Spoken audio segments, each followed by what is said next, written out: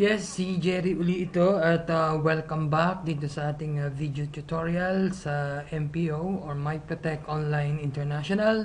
At sa araw na to, pag-usapan natin kung paano tayo makakapag-post ng ating ads at sa madaling paraan. Okay? So lalo na po dito sa ating mga new members at para hindi sila mahirapan kung paano sila magpo-post at saan nila kukuhanin yung kanilang ipo-post sa kanilang timeline o sa kanilang status. Okay?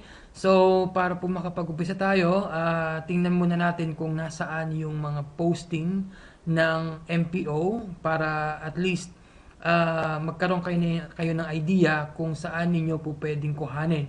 Otherwise, makikita nyo doon sa link na ibibigay ko para directly makapunta kayo doon sa aking fan page. Okay? So, lahat po ng mga posting na ginagawa ng MPO admin ay ating pong iniipon sa isang page lang para sa ganon, mas madali nating makita at mas madali nating makuha ang ating mga posting. So, hindi na kayo mag-iisip. So, hindi na kayo mag-create na sarili nyong ads. Okay? So, ang gagawin lang natin, copy and then paste sa inyong timeline. Okay? So, ganun lang ang gagawin nyo para mas madali nyong masundan. So, papanoorin nyo lang yung video na to. So, kinreate natin to para sa ating mga newbie or yung ating mga baguhan sa networking o sa online networking. Okay? So, gagamitin natin ang aking fan page. So, kung makikita ninyo, meron ako ditong Jerlin MPO at dito natin makukuha ang mga ads na ginawa natin previously. Okay? So, kiklik lang natin to.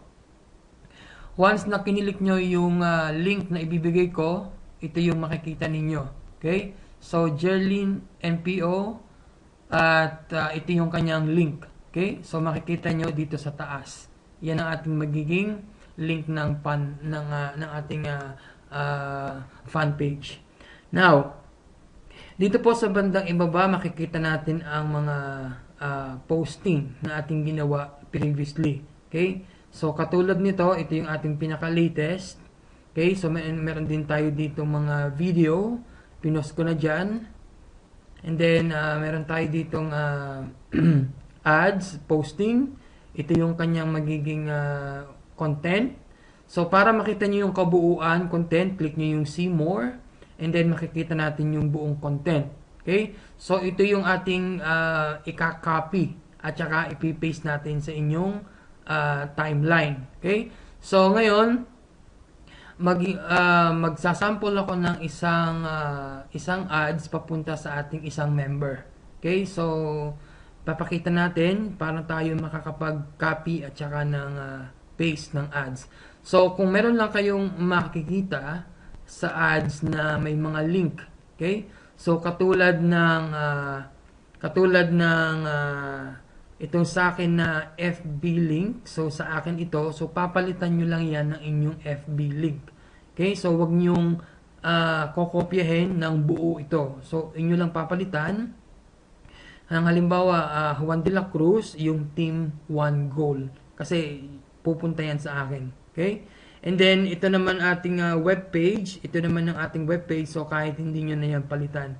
Basta, pag may nakita kayong referral link, o referral link ko, papalitan ninyo ng inyong referral link. So, hanap tayo dito ng merong referral link ko and then ating papalitan. Okay?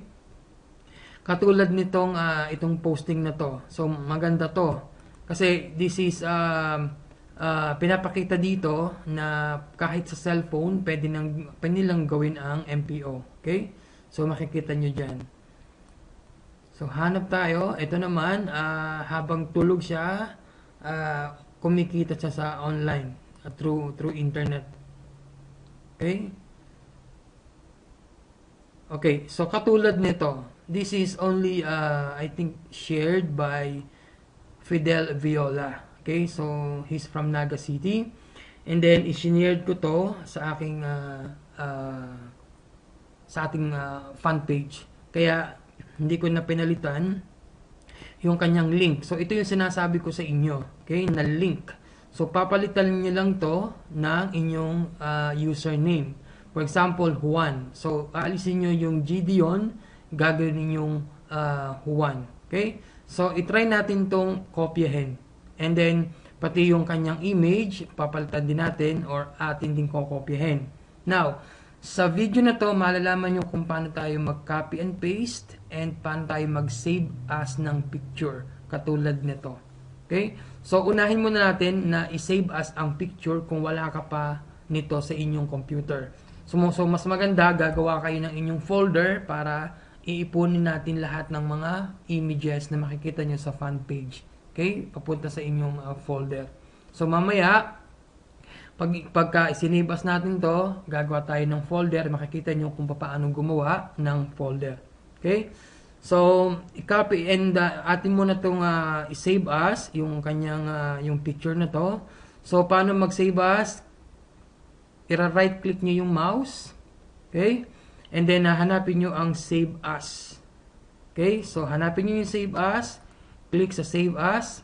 At hahanap siya ng dalhin mo sa desktop. Okay? So, ito yung makikita mo, desktop. Pwede kang gumawa dito ng folder. Okay? So, para mas madali nyong matandaan kung nasaan ang inyong folder, i-click nyo lang sa desktop. Makikita nyo yan sa inyong home screen. Okay? So, mamaya makikita nyo yan. Now, kung wala pa kayong folder, gagawa kayo ng folder, i-click nyo yung new folder. Okay? So, click new folder, and then, maglalagay kayo ng pangalan dito sa new folder. Okay? So, naka-focus na yan dyan. Itatype nyo na lang kung anong folder name. So, click sa loob, and then, backspace. Okay? So, for example, MPO postings. Okay? So, ibig sabihin, yan ang pangalan ng inyong folder, MPO posting. So, iipunin natin lahat ng mga posting dyan sa folder na yan. Then, press enter key. So, nagkaroon na kayo ng sarili nyong folder. And then, i-open natin itong folder na to. Okay? Pwede nyong i-double click. Okay? Double click. So, wala pa yung laman kasi kaka-create lang natin. Now, dito sa baba, meron kayong makikitang file name. Okay? Pwede nyong palitan. Pwede nyong hindi nyo palitan. Okay? Go as is na lang. Okay? Para hindi na kayo mag-create ng inyong file name. Then, click save. Okay? So, makikita natin yan sa inyong desktop. Kasi, kung i-minimize mo to, makikita natin yan dito sa inyong desktop. Okay? So, mas madali nyong makikita. Yan ang ating desktop. Ito yung ating kinreate na folder. Double click. And then, makikita natin yung ating sinave as na picture. Now, kung meron kang isi-save ulit, okay, so balik tayo sa ating fan page. Let's say, i-save as natin itong picture neto. Okay, so anong gagawin? Right-click, save as. Okay, so kung hindi nyo makikita or hindi open ang folder nyo, anong gagawin? Pupunta ng desktop, hahanapin nyo yung inyong folder ng MPO postings. Then double click and then click save. So meron na tayong dalawang images. Okay? So tingnan natin, minimize, double click.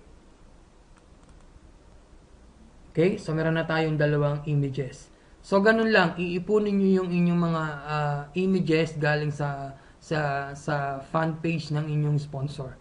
Okay? Para hindi kayo naghahanap ng mga images. Okay? Para sa kung gusto niyo i-repost, okay? O pwede niyo i-share sa iba, then mas madali niyo makukuha yung picture. Okay? So, close natin to. Balik tayo dito sa fan page. Okay, so tapos na tayo sa save as ng picture. Okay, sa save as ng picture, tapos na tayo dyan. Ngayon, gagawa naman tayo ng isang ads. Okay, so kokopya natin at ipipaste natin sa isang timeline ng isang member. Okay? For example, ikaw yung member, so sa'yo ko dadalhin yung ads. Okay? So, for example, kuhanin natin itong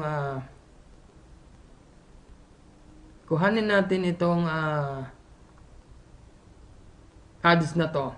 Okay? So, from here up to the end, kokopyahin natin dito, hanggang dito. Okay? So, paano gawin?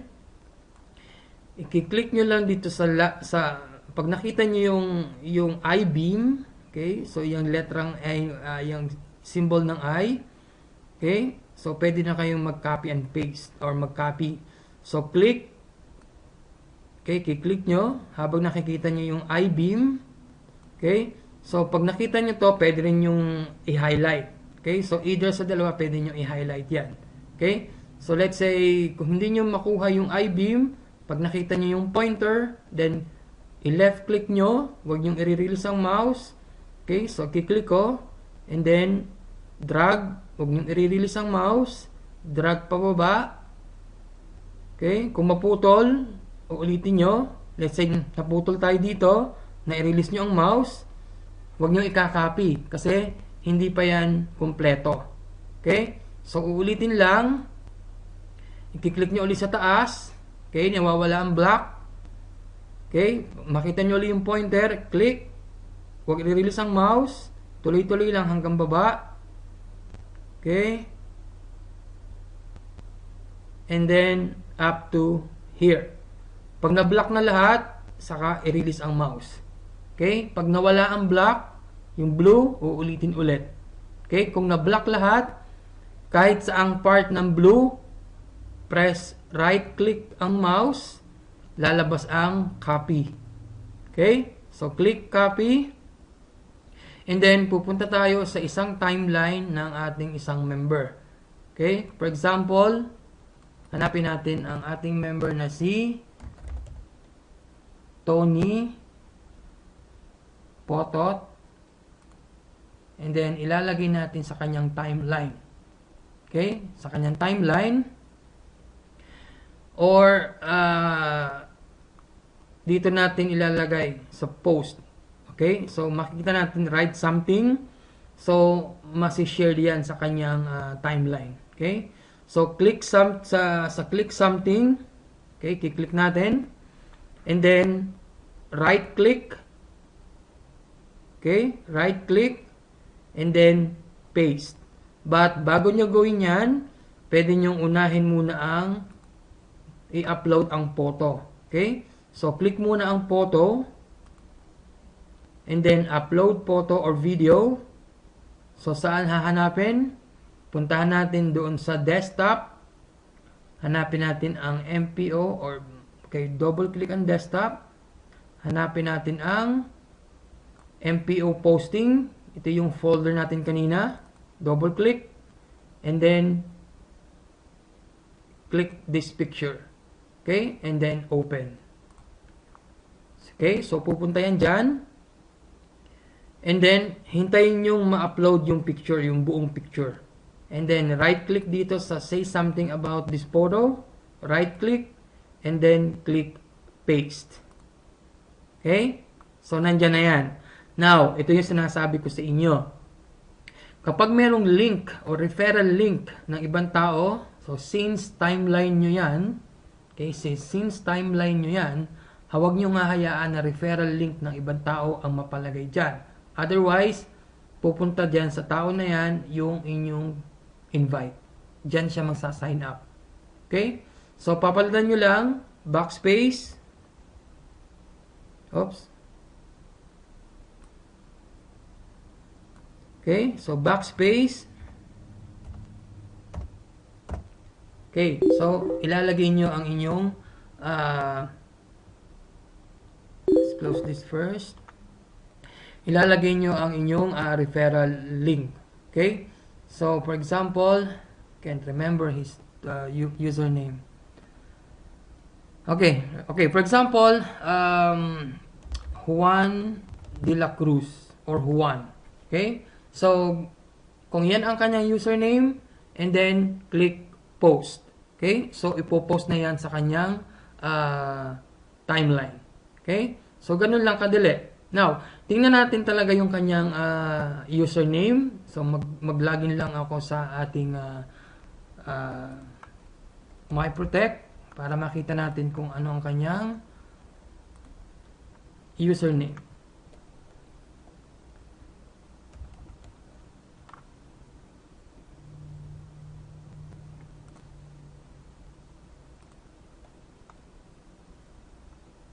So, punta tayong downlines, binary, go, oops, wala dito, log out, login,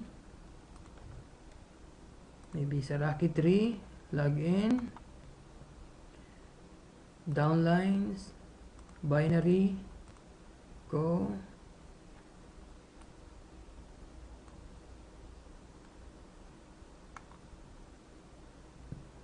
saan siya napunta? Okay, log out, log in.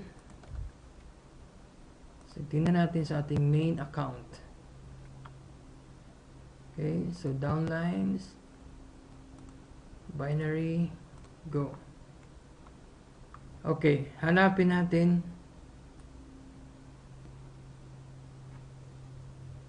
Okay, so nakikita natin dito, marami na tayong naging downlines. Ang ating left and right, umabot na ng, there you go, 87. 88 ang left side, 87 ang right side. Okay? So, ganyan na karami ang ating, tao sa ating main. Kaya, dapat ganito rin ang mangyari sa inyo. Okay? So, hanapin natin, okay, Tonton1947. Okay, so Tonton1947 ang kanyang main account.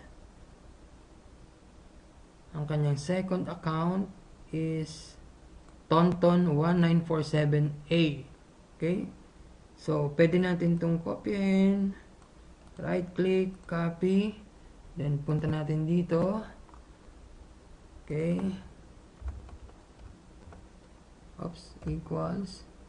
And then, right click, paste.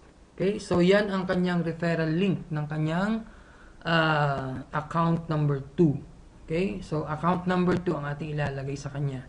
And then, post. Okay? So, click post. Mapopost na ito lahat sa kanya. Okay? So, tingnan natin ulit. Kung gusto nyo dagdagan, pwede nyo dagdagan. Okay? Kung hindi naman, that's it.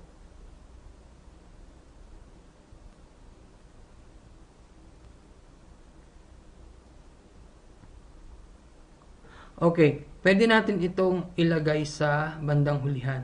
Okay, itong log on to HTTP. Ito yung ating web page. Okay, so pwede nating i-block. Kakopy natin to. Okay, so right click, copy. Or cut, pwede rin ng cut.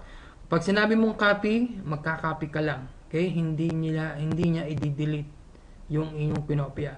Pero pag sinabi mong cut, okay, mawawala yung naka-block. Tingnan natin dito. Okay. Cut. And then, ilalagay natin sa ibaba. Okay. So, pwede natin ilagay dito sa bandang gitna or bandang hulihan. So, lagyan natin yung space. Enter key. And then, right click. Paste. Okay. And then, enter again para magkaroon ng space. Pwede nyo i-edit, pwede nyo dagan kung merong maling spelling, katulad nito, wala siya ng N. Okay? And then, there you go. Tapos na tayo sa pag-i-edit ng ating kinopya. Okay? So, ganun lang kadali. Kailangan lang matutunan nyo kung paano mag-copy, paano mag-paste. Okay? So, alisin natin itong excess space, delete. Okay? And then, kung wala ka nang idadagdag, wala ka nang i-edit, then click post. Okay? Okay, try natin i-post. Pupunta yan sa kanyang timeline since naka-open yung kanyang Facebook. Okay, so click post. There you go. Okay, so automatic pupunta yan sa kanyang status. Okay? So, ganun lang kadali ang pag-copy, pag-paste. So, pati ang ating pagsisave as ng picture, itinuro natin dito, pinakita natin dito. So, ganun lang kadali ang ating gagawin. Then, maghihintay lang tayo kung merong mag-like. Okay? So, sometimes ilalike nila yan, sometimes magko-comment, sometimes sabihin nila paano gawin to, tell me something about this business, something like that. So, doon nag-uumpisa. Okay? So, doon mag-uumpisa. kung paano kayo makakakuha ng prospect dito sa ating MPO. Okay? So, para sa ibang katanungan, pwede kayong mag-comment sa akin, pwede kayong magpadala ng private message, at sasagutin natin yan anytime pagka online ang inyong admin.